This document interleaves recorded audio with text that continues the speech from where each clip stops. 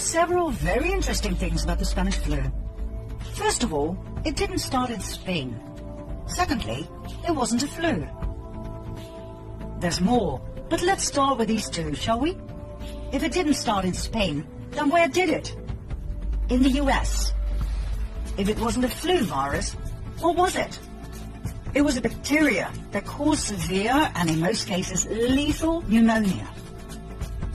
According to a 2008 National Institute of Health paper, bacterial pneumonia was the killer in a minimum of 92.7% of the autopsies reviewed. So why do we call it the Spanish flu? As a decoy, a smokescreen to hide the truth. If people prefer to hear a convenient lie.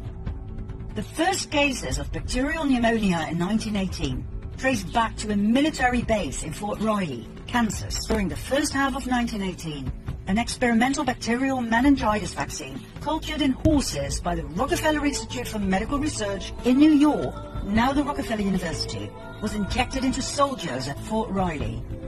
The so-called Spanish flu was a vaccine experiment gone horribly wrong. Well, that's what we, the people, would say. The cabal would refer to it differently. They would call it an experiment with the best outcome ever. Millions of American soldiers were vaccinated with this experimental serum. 2 million of them went overseas. They fought under poor sanitary conditions, so the bacteria spread like wildfire wherever they went.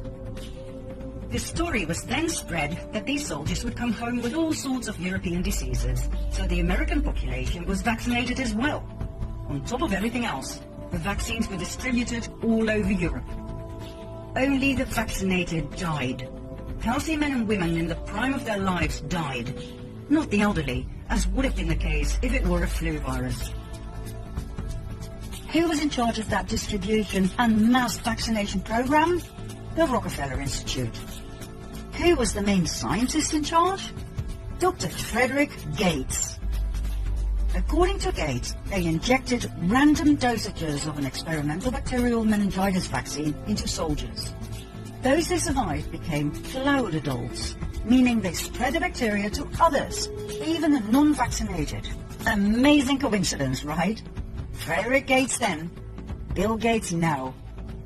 Rockefeller Initiative then, Rockefeller Initiative now.